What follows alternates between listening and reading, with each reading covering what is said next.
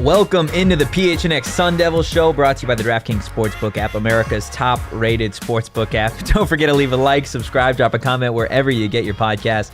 I'm Anthony Totri, joined by Shawn DePaz, Shane Diefenbach. What was that? I'm feeling it. Yeah, I'm excited. We're back in the stew. Yeah, we're back in the stew. I love it. Cooking up some fire. My God. I love the, what's it called? Is that the WNBA hoodie? That's a sick hoodie. Appreciate you. I need to get one of those. Welcome Support back, women's sir. sports. Thanks. Where were you yesterday? I laid down in bed motionless. My God, I was in pain. The allergies are killing me. I drove down my hill outside of my house, and there were just so many flowers blooming, and I flipped them all off. Those bright yellow flowers, they'll get you. Have you ever seen that video of the tree being shaken and all the pollen? Yes. Yeah. That's a nightmare. That's what somebody did to me when I got back from Las Vegas. Also, craziest thing is that it's not as dry here as it is in Las Vegas. Like, I was chapping. No, thank you. Chapping. We're talking lips, right?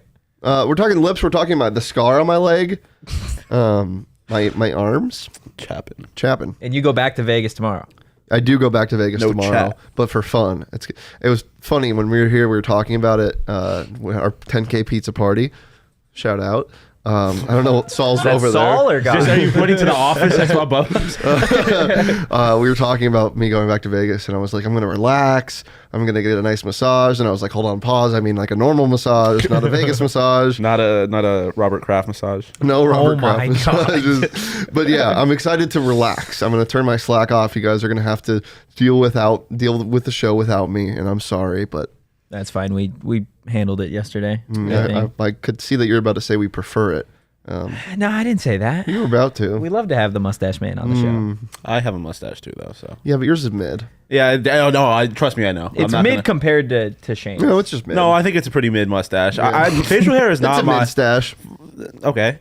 Facial hair is not my forte. You know, I do what I can with it. Well, we love your effort. I appreciate That's all it. that We love matters. Shawn. That's all that matters. We do love Shawn. We also love ASU football. And ASU football started spring practice today. I thought you were gonna just end. They started spring. They're the reason No. for Shane's allergies. It's No. ASU Yeah. football. I mean, they might be. Maybe you're allergic to not great football. Maybe I get allergies when I get stressed out, and then ASU well, trust me, football's there's nothing to stress out about. This team is Oh, perfect. Yeah, everything's fine. 100%. Investigation. Who? We'll get into all of that. I do want to start with just general thoughts from spring practice. I was out there. I was telling you guys the energy level was not where I expected it to be. I expected it to be high just given the fact that Herm's teams, especially during practice, whether it be fall camp, spring, they typically come in with a lot of energy. Yeah. I remember when Herm first got here, there was, the memes within the ASU football community of him dancing to Nelly all the time, like all that stuff. It looks like he's been through war. Yeah. Well, kind of has been. Yeah. You also have to remember no pads because of NCAA rules. Like, it's hard to get up for practices that aren't contact. But then music choice. What was the music choice? There wasn't any music until like the fourth period. Wow. Yeah. That's weird. Yeah. And even when it was playing, it wasn't like blasting. Well, it was like barely going. Also, you have to remember, kind of a newer team, a lot more new than this team has had in the past, with transfers out and in. And there's a leadership void. Yeah, like, they don't for have sure, a leader on both the ends of the actual ball. team, But yeah, that's the least of the concerns for this team right now, I would say. Yeah.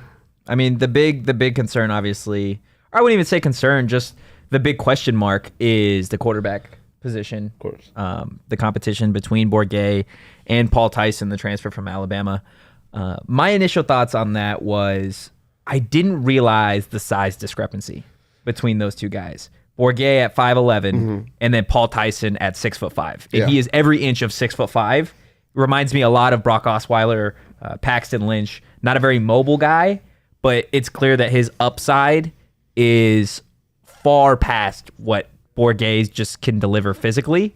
But right now, Bourguet ran with the ones and just looked more comfortable in that offense. Yeah, I mean, that's not really a surprise. I mean, he's been on the team. And the fact, I think it would have been a little disrespectful if he didn't get the runs with the ones in the first practice. I mean, he's been here.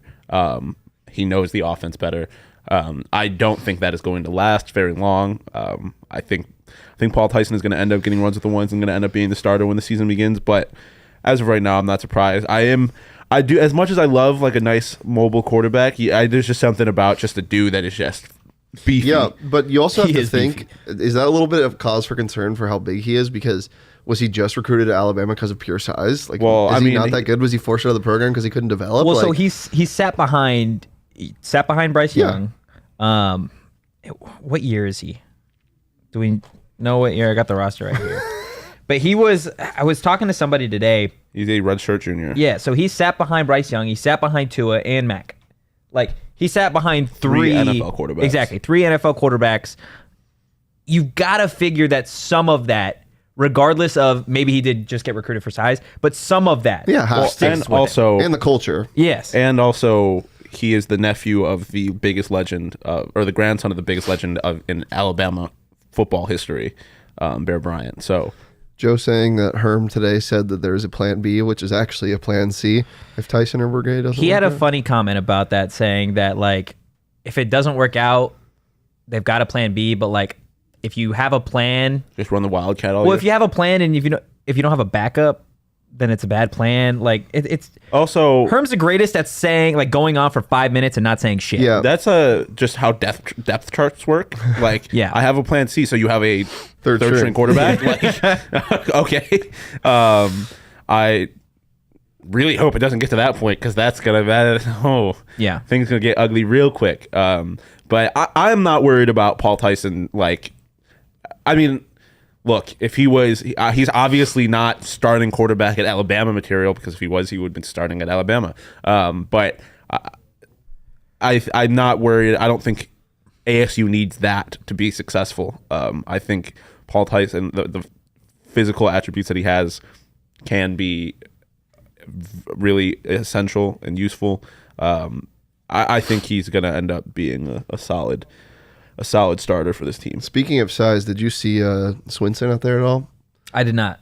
Because that man is big. There were a couple players that Herman mentioned that just weren't out there today. Didn't really specify as to why. They just, quote unquote, haven't got here yet. So I imagine everyone will trickle in by the end of spring camp or early fall. Whether he did mention a couple transfers that hadn't been there yet either that will get here when fall camp starts. Just closing on the Bourguet and Tyson talk for a second. Bourguet definitely was more accurate today. Tyson did have a couple balls hit the dirt, which is not something you want to see. I mean, yes, it's the start of spring ball, but there's no pads. Like, you don't have, these are balls that there's not a defense in your face. Yeah, but there's something to be said for the chemistry that you have with receivers. Yeah. That's something that Tyson obviously has had no time to develop yet.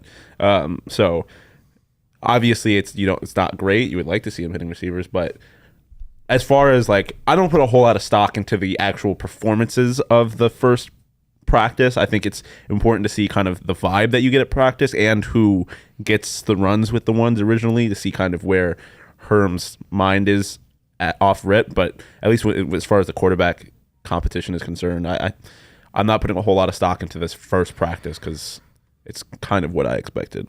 Yeah, Joe saying he hasn't heard the clip, but it read like he was insinuating another quarterback transfer potentially. I believe JT Daniels was visiting Oregon State recently. Well, interesting. So he was talking about the transfer portal a lot today. And it did sound like, to Joe's point, that was an option that they would explore. I know that's not the greatest thing. No, okay, this is the thing. JT Daniels, sure, whatever. Like, put talent aside. If that's what he was insinuating, how fucked up would it be to be one of the quarterbacks in the competition saying, hey, yeah, like, these guys are okay, but look what we got in the works. Like that, first of all, there's no way that's what he was saying. Yeah, I think maybe he was joking around in that way. Maybe there is some news about it. But if you're the head coach of a program like Arizona State saying that these quarterbacks aren't great, we have another transfer coming in, like, I don't think that's so. What it wasn't like that. It was more of like, he was asked about, is the quarterback on the roster, and he was going on. They feel like the guy is. They sure as hell hope that it is either Tyson or Bourguet or anyone else on the roster. But that if those guys don't work out, it was more of like they are not afraid to go find that guy elsewhere. Okay. It wasn't necessarily. It was a threat. Yeah, almost. It wasn't necessarily like, oh well, we've got these guys over here, but we're still kind of looking around. Like he was pretty clear that it's between these two guys. I don't have a problem with that. I think it's good for Bourguet and Tyson to know it's like you don't have to be. It's not about just being better than the other guy. It's about being good. Yeah, like it's about being reaching the expectations that we have set here. I would fucking love JT Daniels to be the Arizona State starting quarterback. That would be electric. Got a lot to prove. I think got a little bit of a chip on his shoulder. But I don't think that is really where this is going to go. I think Paul Tyson's going to end up being the starter. But it is interesting to know that he's keeping his options open, which I feel like Herm has to do. Like he's not in a position to just be like to be comfortable with where they are. So interesting. My man Austin in the chat says, just put me back there in the gun. Let me sling it to Toastry. Listen, man, I would make for an average slot receiver at a D3 level. I could see you being Julian Edelman-esque or maybe Wes Welker-esque. I would 100%. What positions would we play? Like offense and defense. Assume that we play on both sides of the players? Ball. Yeah. I'm definitely a defensive back. I'm a strong safety. I was thinking safety too. Us three in the secondary could be electric. I'm 100% playing in the nickel. No, you're a slot corner. Yeah. You're too small to be a nickel. Listen, man. That's not a knock on you. Nickels are just bigger. It's not a knock. Shawn's a nickel. You're a nickel, bro. I'm a nickel? Yeah. I'm a dime, baby. I think us as a secondary would be electric. I say you're probably like a tight end. Yeah, that's what I was that would make you're sense. definitely a Curtis slot receiver. looking. I feel like I might be a quarterback, but not. Hold on, wait. Not like a quarterback, but like a quarterback that like also sometimes plays receiver, and then like just a quarterback. Like I feel like I'd be positionless because I'm not good enough at any one thing, but I'm like okay at a bunch of different things. Like I don't have a good enough arm to be like a complete quarterback, but I'm not like I don't have the hands to be a receiver. I can play like a little trick play action. Well, if Arizona State ever is in desperate need for some more scholarship guys, end up in an Arizona situation where they're having tryouts in the middle of these. I mean, that would be phenomenal just for content. I would re-enroll at ASU and try out in a heartbeat. Well, we will hope that that's not the case because I don't think that would pan out very well. Totri has nose tackle. Wow. I would just go under people's legs 100%. Going straight through the legs. 150%. Back to guys that are actually on the roster. And talented. Good at football. Starting running back. We're talented. Not at that necessarily. Not at football, but we're talented. We're talking about football here, Shawn. Well, you just said talented. Oh my god. Shawn's on one today. Shawn's excited. He just hates when somebody tries to like come at him about not being good at every single thing in the world. I didn't relax. This is getting so personal. I just said that we're talented, and I was talking about us as a group. I didn't say me specifically. We're all talented. Okay, quarterback. Shane's just trying to stir the pot before he leaves. I'm like all over. Back to football. I mean, it's technically football. Yeah, I was gonna say. But starting at running back, or at least running with the ones, was Daniyel Ngata. Had 108 yards and a touchdown last season. A lot of that coming against Arizona. He looked good. He looks the part. He's obviously not going to be able to replace the production that Rachaad White had, but I don't think he's going to need to. You look at like previous seasons at ASU, the only guy that I can really think of that has been the bell cow single-handedly in the last 5-10 years at ASU was Eno Benjamin. Kalen Ballage. He had Demario Richard. Yeah. So like. Yeah, true one. Yeah, I get what you're saying. I don't think that's going to be the case this year. I don't think he's going to have to be that guy. I do like Tevin White. Well, I think you're setting yourself up for success because the reason why Rachaad White was working so well last year, at the start of the year at least, was because him and Chip were such a good change of pace back. Yeah. And that's kind of where ASU thrives, I feel like. And you have two different types of guys. I mean, Daniyel Ngata is a small little bowling ball type body. Yeah. And he's like the dream for you to have replace your number one running back after they graduate because all you would hear last year from fans is, we need more Daniyel Ngata. We need, and I would consistently be like, guys, you have Rashad White and Chip Trainum. Yeah. I get Daniyel Ngata is good when you see him, but now he has a chance to prove that he's an explosive guy, and not to mention now he has two different types of dudes that can back him up. Wait, I'm sorry. What is that comment? Who cares? you have two guys that can back him up in kind of different roles. Like Daniyel Ngata is a shorter, stockier guy. You have Valade, who's a massive dude, and you said Tevin White looked huge today. Yeah, Tevin White. I haven't seen an ASU running back look that big since Kalen Ballage. And he looks just like Kalen Ballage was like tall, and it was weird because I didn't feel like he fit his body type. Tevin White looks like an NFL running back size-wise. Like, I haven't seen an ASU running back look like that, which is promising. Definitely, I see him getting a lot of goal line touches this year, if anything. But Herm said after practice today that they need to get back to the run game, that this was a team that was just horrendous on first down, not only running the ball, but penalties. Just one of the worst teams in the country in terms of penalties. I want to ask you guys, how does this team with a new offense, Ngata's going to get that starting role likely. The quarterback competition is what it is. Like, does this team have to rely on the run game more than they ever have under Herm?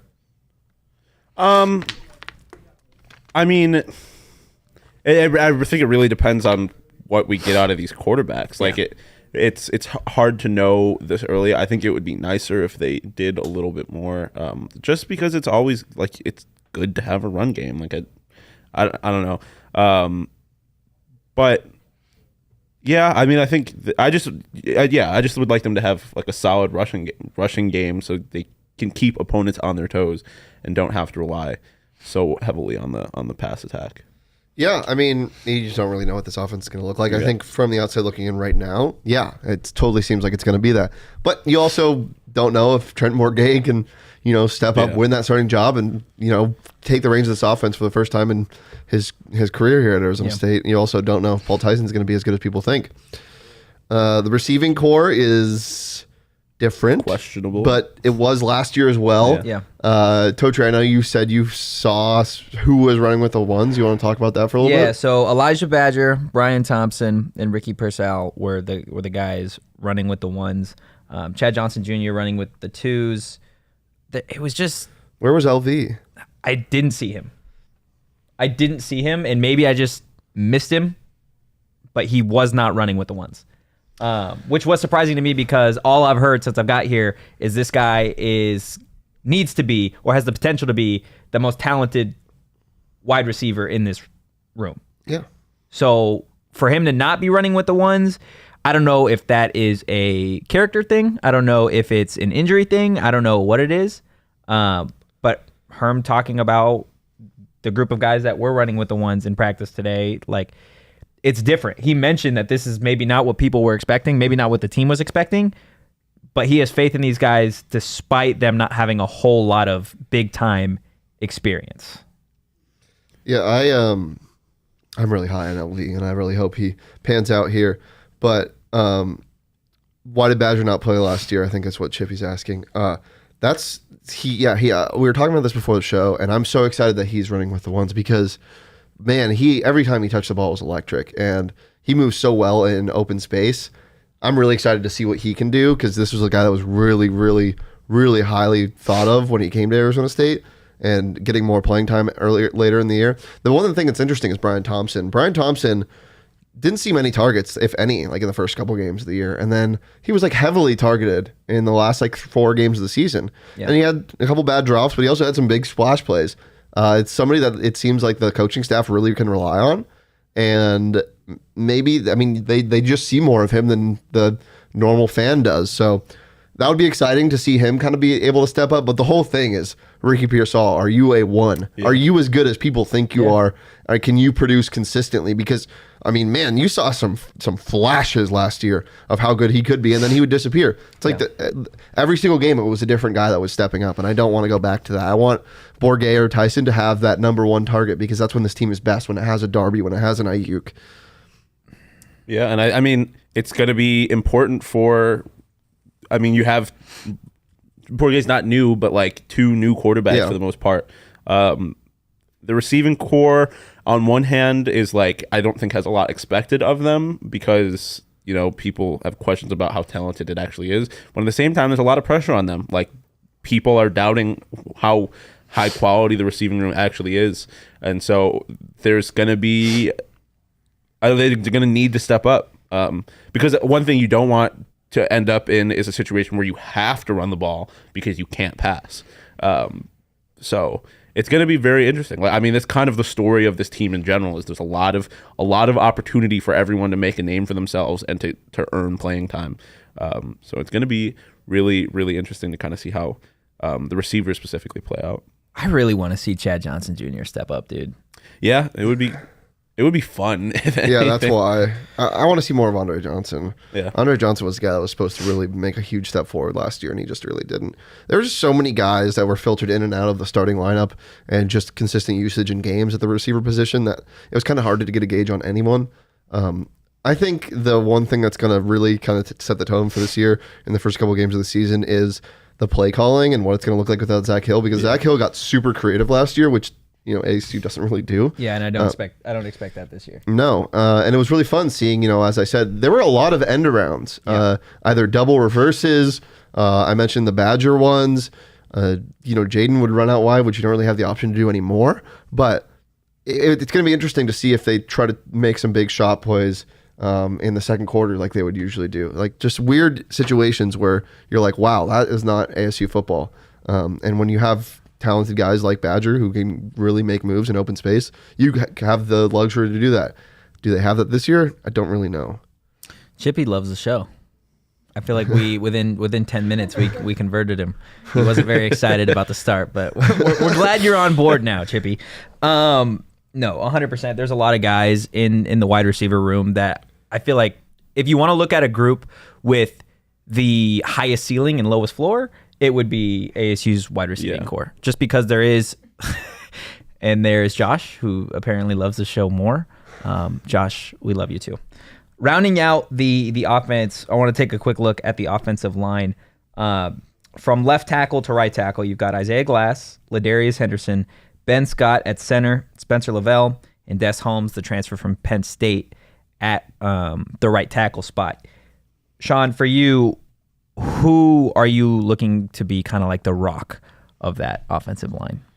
I don't know. It would be nice if Des Holmes could be that, just because I'm a huge fan of transfers and how they're capable. I mean, I know we're past it, but like with basketball, that was the team was transfers, like their ability to make a difference and kind of change it. Plus, especially with the situation this football team is in, like there's so much like drama that it's gone through, to have new people come in and be like not have gone through that and kind of have an outside perspective on it would be nice. But specific, I mean, you got two guys leaving for the draft, kind of the guys that fill in those spots specifically, kind of see how they can manage that. But again, it's just kind of this entire team. There's a lot of opportunity. So any of these guys to kind of step up and be what we've lost in the offensive line, I guess. Yeah. Yeah, I like Ladarius Henderson to have a big year, man. He started 10 games in 2019, and then he had a couple injury stuff and just a lot of switching out. This offensive line's been so weird. Yeah. It was good at times. It was really good at times last year. Then there was a lot of penalty issues. Offensive line units need to stay consistent with their starting lineups, and this can be the year where they do that, because that limits penalties, as knowing that your guard has your back or tackle has your back wherever you're playing.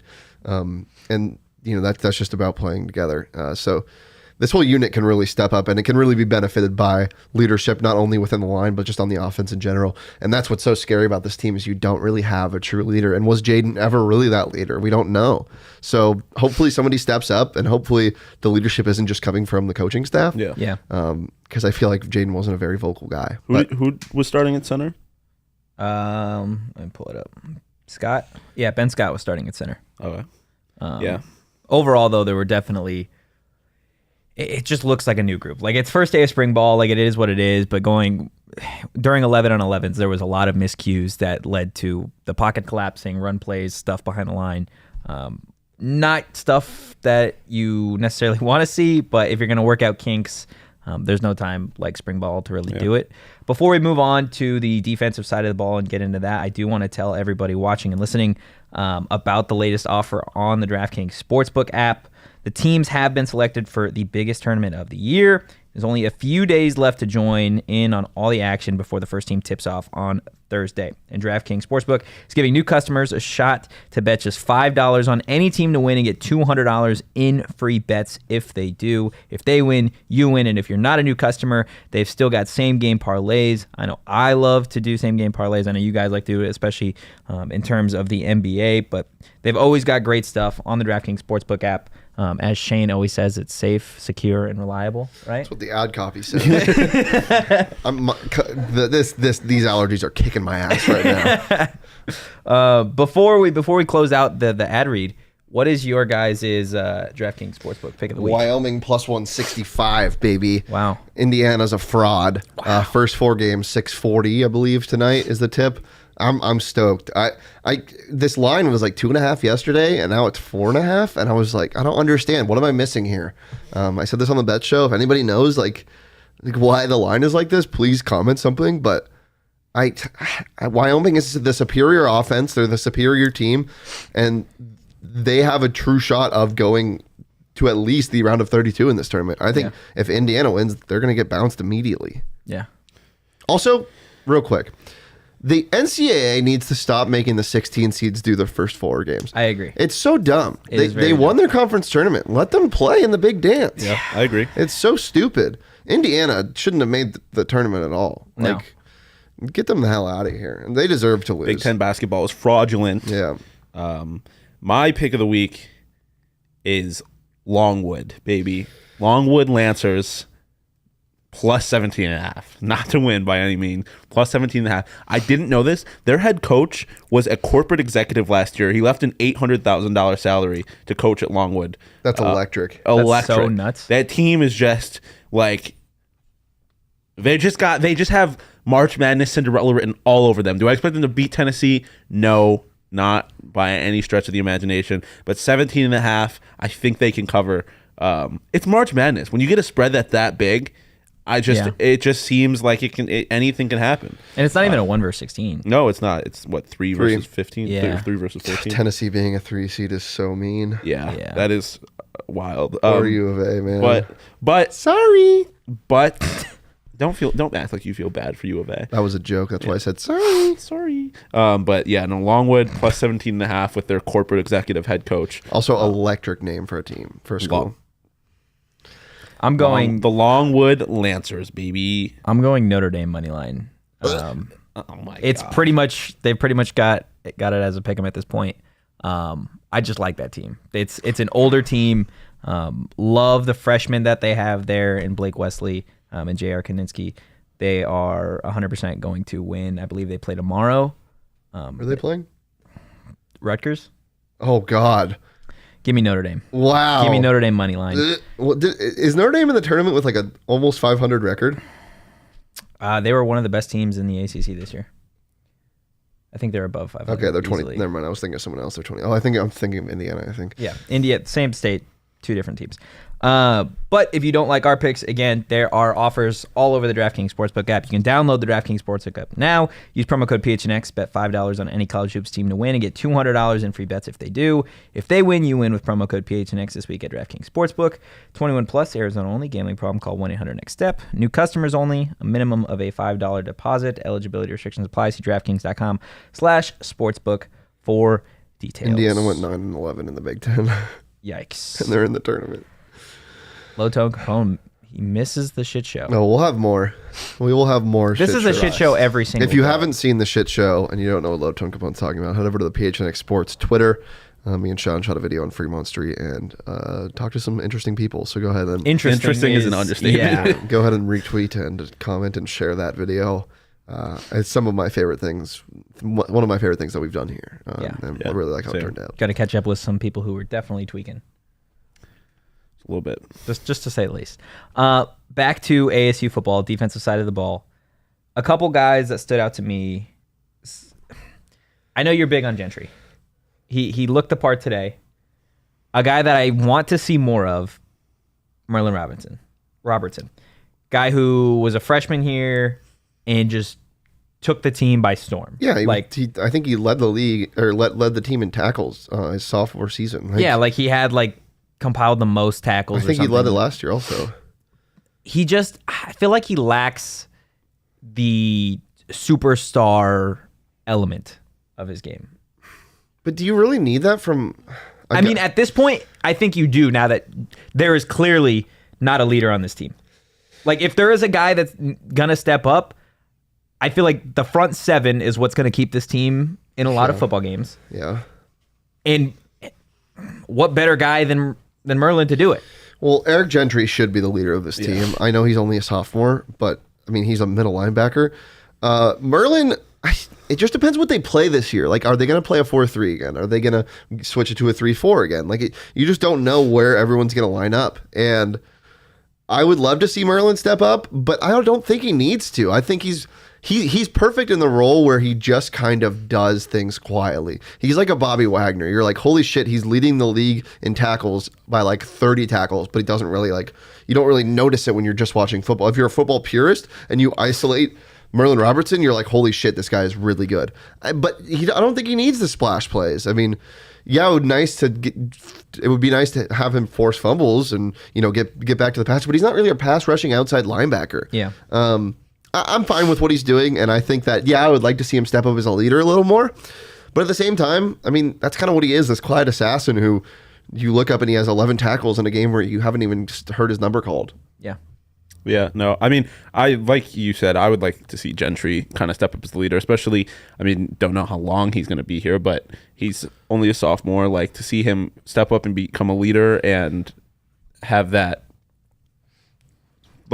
kind of have that there for a couple years would be really nice. But yeah, I mean, when it comes to linebackers, they're the one position on the defense where I'm I have no problem if they're just steady in their job. They're not drawing a lot of attention, but they're just kind of doing what they need to do. Oh, see, I disagree. I feel like the best defenses are the ones that have a clear-cut dominant force at linebacker, maybe even two of those guys, right? Your point to Bobby Wagner on Seahawks, obviously the talent discrepancy is massive from here to there. But you look at those super dynamic Seahawks defenses. You look at the Buffalo Bills, teams, whether it be pro level, college level, thrive so much better when their front seven consists of at least two dominant linebackers. But you just mentioned the Buffalo Bills. They don't have that. Yeah. They have Edmonds, who is by no stretch of the imagination nobody's there. You see the clear. But that's my point. He's not out here forcing fumbles all the time. He's not doing crazy stuff. He's just really steady in his job, doing his job. He's one of the he's great. I think he led the team in tackles. He does that well, but he's not out here. He's kind of a silent leader. He's not out here like Poyer and any of that Bill secondary that's splashy. He's just out there doing his job, and that's what I like out of linebackers. On a defense that I cheer for, I don't want my linebackers gambling for interceptions. I'm down if you have a safety back and your corners are doing that, but I don't need that. And you mentioned the Seahawks. The Seahawks were the reason why they were so good. Legion of Boom was all secondary. I mean, they had Bobby Wagner and KJ Wright, but it was mainly the secondary. They were young at that point. The secondary for this team is really what's big for me. You're losing. But that's what's so scary. There is no way you're getting that type of play from this secondary unless something changes. Because it's getting a little scary. They're so small. I didn't realize how small they were going to be till I got out there, and their safeties look as tall as we do. That's not fair. Look as tall as Shawn does. Most relevant Gentry since Alvin. That's fair. Yeah. Most Gentry. relevant Alvin since the Chipmunk. But no, back to the linebackers. I don't need to see them be crazy. I don't need to see them be the star of the defense in the sense that they're the people that did you see the play that they made? I just want to see them do their job. The secondary, like I said, though, is... But that's clear that the secondary doesn't have the ability yet to be the heartbeat of this defense. Yeah, but I don't need them to be the heartbeat necessarily. Like the linebackers can be that without. I think they're going to have to be because they're the most talented group. Yeah, that's for sure. I mean, we've talked about these guys for a while, but you also have Soli, who's the other 100%. Outside linebacker. Who's been here? This is what, his 5th or 6th year? Yeah, but then we talk about the secondary, and Jordan Clark is the guy that I was going to think was like, okay, this is going to be the leader of the secondary. He's the only person that really played consistent snaps in the secondary. And I don't think he was on the first team today. I think it was Tamarcus Davis and Chris Edmonds that were on the outside, and then Markham and Gamage starting at safety, which makes sense. Markham, I was impressed by toward the end of the year. He's notorious for coming in the Washington game when they were short not only a corner, but also they were short 2 corners and a safety. That was after the concussion to Chase Lucas. And he came in and got toasted like Eli Apple a couple times in that game. But then he had to play more because the Chase Lucas concussion was that bad where he was out 2 weeks. And he looked really good in the second game. And then he would slot in sometimes at safety. This would be a really big step up. If he can switch to a true safety role, I would not mind that. Keeping everything in front of you, not really having the opportunity to get flat-footed. Yeah. Markham seems like a guy that could definitely do that. But I really want to see more Jordan Clark. I don't really know what the vibe was. I know you didn't get to see a lot of the defense, but Jordan Clark is the one that I really, really need to see step up this year. Yeah, I think I want to see, if we were looking for a leader in the secondary, I would like to see Davis kind of take that step. I ended the season well. Like, he had a good performance in the Las Vegas Bowl, which there was not a whole lot of from ASU. But the secondary, I just, the corners specifically, you're losing 2 big corners. I want to see that void. They're not going to be what we lost. They're not going to be Chase Lucas, Jack Jones. But I think having them just play solid, and then, like I said, letting the linebackers be that heartbeat without having to be crazy and flashy. I would just like to see him be the leader in the secondary. So if I'm just curious, if the linebackers aren't flashy and the defensive backs aren't flashy, because I feel like we can agree that this secondary doesn't have what Chase Lucas and Jack Jones had by any means.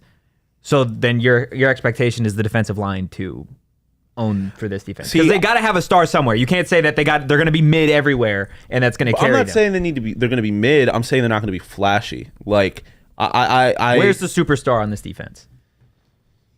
In the linebacking core. Okay, so the linebackers then are the flashy ones. No, that doesn't mean flashy. Hold on, what is this word you're stuck on? Why does it have to be flashy? Think about Big Ten defenses. You need a guy. Fuck the Big Ten. They have the best. They're defense central. You need a guy that is 100% you could look to and point as the best player on the defense every single game. Yeah, they can be that without being flashy.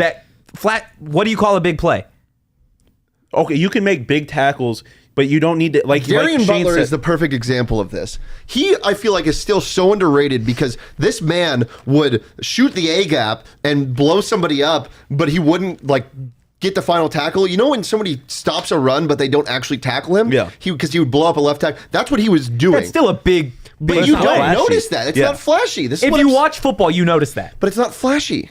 Linebackers are rarely flashy. If I'm looking at a game and I see a linebacker fill the A gap and blow the shit out of a fullback or a guard or a tackle, that's 100% showing up on film. Flashy plays are the plays that casual football fans look at and they're like, holy shit, that's like a crazy interception or a clowny destroying someone in the backfield. I think you just need to get away from this word flashy. Yeah. If you're talking about who's going to be the superstar, that's what it is. It is the linebacking core 100%. 100%. I don't think this defense needs to be flashy, and that's why I brought up the Big Ten. A lot of times these defenses are super solid without having someone that's crazy flashy on it. That's what I think. If this defense at its highest level is going to be, I don't think there's going to be anyone. Like a Patriots defense, you're like, what the fuck? I can't do anything. Yeah, because you don't want to throw to the corners. But this isn't that. Yeah, you know what I'm saying. It's a defense where, you're going to look at it and you're not going to, if you're not following ASU, you're not going to be like, but even I don't know any of these guys. Like when they were this last year for Broncos, it was still a good defense.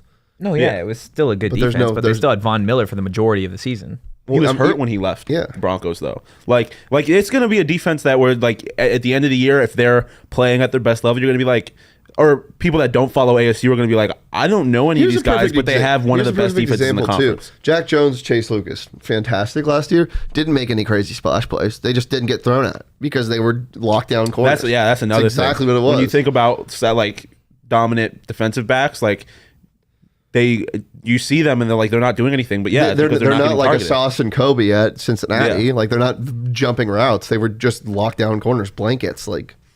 And that's. I would rather have a corner who's not doing anything. We're not talking about Trayvon Diggs again. But as my point exactly, I would rather have someone like that than a Trayvon Diggs who it's like you look at. But I would much rather have that. I would much rather have someone. I don't want a cornerback who's going to end up having like, damn, he has all these interceptions, but also is getting burnt every other play. Like, I don't want that in a cornerback. I would rather this defense just be solid and not flashy. So do you think they're going to be solid? Do you think this team has, specifically the defense, outside of the linebacking core, like this team is pretty average, I feel like. So, yeah, I think right now, all you can assume is that they're not taking a massive step back, but they are taking a step back. Yeah. They were a good defense last year, not great, but they were great at some points. But they were mainly a good defense. They were a great defense in the Pac-12 in terms of the passing game. But overall, they were a good defense. This year, they're going to be an average defense. Yeah. Unless somebody can step up, which can definitely happen. As I mentioned, Kwan Markham, he can have a great year, like a surprisingly great year. Jordan Clark could have a great year. The linebacking core is fantastic. Maybe you get one of these transfers that just explodes at defensive end. Maybe you get some nose tackle presence. That's exactly. You just don't know. Nesta Jade Silvera, I know you said you didn't see him, but people on that Miami team were saying he was the best player on that defense. And like I mentioned yesterday, it's not. Miami's not Miami of old, but it's still Miami. Yeah. Like, it's still an ACC defense. Like, the ability for the defensive line to step up too. I think if I had to predict how this defense is going to end up, you're going to see, like, they're going to be solid against the run. They're going to be times where they get burnt over the top, but that is this defense taking a slight step back from last year. I could see. I don't have the schedule in front of me, but I could see like a game like UTSA or whoever they're playing first. I believe that is who it is. I think they play NAU first. Yeah, whoever it is, playing a bad school, and you give up like 400 yards through the air, you're like panic. But this is a type of defense that gets really good at the end of the year. It sucks though. I know, it's like the Chiefs, like Spagnuolo. It sucks at the start, but it gets so good at the end of the year. And if they can stay in games and win games they shouldn't win at the start of the year when their defense isn't playing great. Yeah, well, talk about their first game is against NAU, but that second game is at Oklahoma State. That game is going to be after one practice. And I was telling people out there that had asked me, like they just seen that I had covered Notre Dame before and coming here, like the difference in just the way practice is run is night and day. For sure. You walk into a Notre Dame practice, you're there for 5 minutes, you're like, holy shit, this team is 100% competing for a national title. You go to ASU's practice and it's like, we're their culture isn't the same. It's a football factory in the Midwest. It's definitely something, but I think they're going to lose to first day of spring ball. I'll tell you right now, they lose to Oklahoma State by at least 35. Like, I don't even think that's going to be like. Yeah, close. I don't know. I don't know a whole lot about how that Oklahoma State team looks, but they finished the season really. They were really good. I don't know how many people they lost. I mean, look, this team isn't going to be competing against national giants this year, and they shouldn't be. They really shouldn't be. But hey, some fucking Paul Tyson can turn into. You never know. Yeah. Maybe he throws for 6 touchdowns on Oklahoma State. Because you want to talk about Big 12. One thing they're not known for is their defense. So like, you never know. You never know. It's going to be interesting. Obviously, we're getting ahead of ourselves a little bit on just day one of spring practice. We are going to be out there throughout the month. I know you're obviously going to Vegas, so you won't be there this week. But I know Shawn and I will get intern David out there as well. So definitely go to our website, gophnx.com today. Become a member because you're going to either get a free t-shirt from the locker or your first month for 50 cents just for signing up. Oh, that's cool as shit. That's new. Totally just noticing it. Yeah. Yeah, no, it is new. A different mustache here. Yeah. Oh, yeah, that's the death of Jebediah Beauregard. Jebediah Beauregard will make an appearance somewhere. He lives forever. Can we get a fat head of that? of Jeopardy. I'm not paying for it. 100%. I'm not paying. I lost all my money on That's ponies. definitely work expenses. Yes, t-shirts are great. This is the first purple thing I own. You look fucking good. I was gonna say that. My man walked in and he looked fucking yoked. Yeah. He looked like he just. Thank you, boys. I appreciate it. You should wear t-shirts more often. Okay, I'll get on the t-shirt game. Specifically our t-shirts because like you always said, they do make PHNX t-shirts, they go hard. Again, you can get a free one from the locker or your first month for 50 cents just for signing up if you become a member. I believe it is still 20% off on Sun shirts. Deal of the millennia.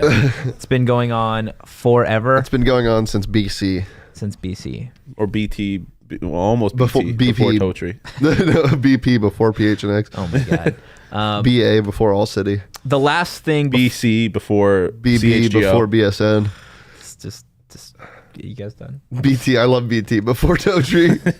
Oh my God. Using Totri as time reference is so funny for some reason. Before we get out of here, it is National Nap Day. National you Napping said? Day. So We're gonna cuddle up and take a nap together after the show. Only on Go PHNX. That's where you can get Go PHNX. Okay. All right. who is ASU fans sleeping on this year? Who do you Whoa. think? Okay, not sleeping with. No, you said who is ASU fans sleeping on? Who is? Grammatically, it was Who are ASU fans? Who's getting slept sleeping on this team? It's Elijah Badger. As I mentioned, the dude is a playmaker, and he didn't have any huge production last year. But if you know ASU football and you've been around this program for a little while, you know the hype behind this guy, and you know why there's hype behind this guy. I think he has a huge year this year. Not to say Ricky Pearsall is not the number one option, but when they need a big play, they went to him at times at the end of the last year. Granted, he only touched the ball like 10 times, I want to say. Yeah. But I think he takes a huge step up in production, usage, and I think ASU fans are going to become real familiar with Elijah Badger, and I'm really excited for it. He's just, he is a lightning in a bottle, man. He's really fun. I mean, this is a little generic, but the transfers, like specifically Nesta and Xavier Valade, I think those are guys that performed really well at the schools that they were coming from.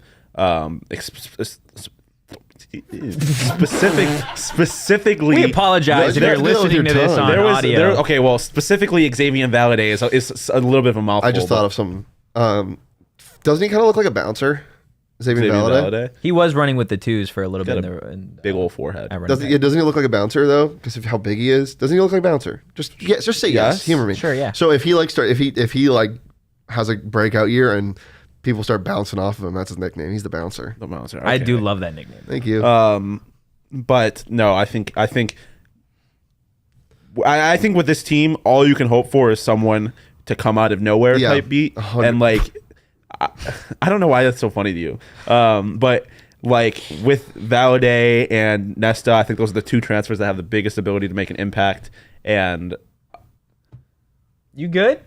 I'm not distracting anybody. I'm just laughing. you're distracting me. I think you just have to hope that one of those guys specifically can make a big impact. Hundo P.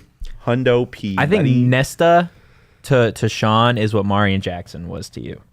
I already see the every single game. Yeah, but I think it's more Xavier because Nesta. Well, you weren't watching Nesta last year.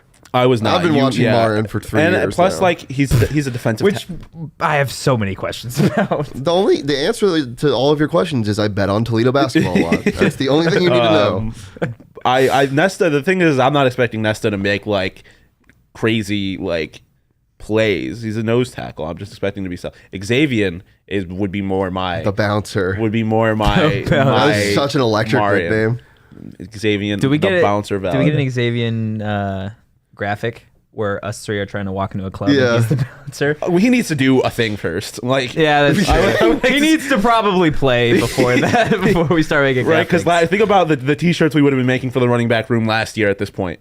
And then fucking a guy named Rashad ended up dominating.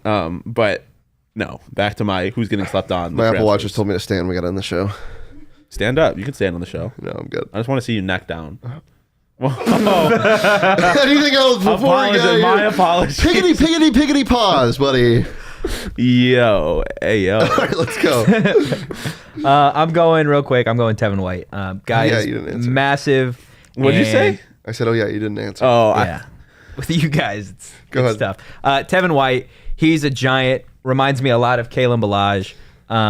And if you remember anything about Kalen, he Yeah. was So dominating. I saw his specs when he first came here, like 6'2", right? Yeah. I didn't expect him to look huge though. That's I want to see exciting. what his weight is on here. He is listed He looks like me, 6'2". 6'1", 190. That's crazy because that's basically what I am. And there were no pads, right? No, but he looks ginormous. Maybe he put on some weight. I mean, That's yeah. interesting. Yeah. Well, you should ask him about that. Why do you look so big? Yeah, my man's, you are large. Tevin White your is a gains, question mark? beefcake. Another thing, another thing that I think this coaching staff like being slept on. Obviously, Herm, a lot of reason to criticize, but there are 2 new coordinators, Yep. and the potential that brings as well is also exciting. That's you got to go into the season just understanding there's a lot of unknowns, and that with unknowns comes potential and hope. Yeah. Let's be surprised and not let down this year. Yeah, boys. Let's not get exactly. too excited. Of course. If you want to be surprised and not let down, you should follow the show at PHNX _Sun Devils. And you should follow me at Anthony _Totri. Shane, where can people follow you? Follow me on Twitter at Shane Deep. What? Shawn, where can the peeps follow you? At Shawn _DePause. What should it be today? Celibate as always. Sexy as always. And there it is. We will catch you guys on Thursday. Peace.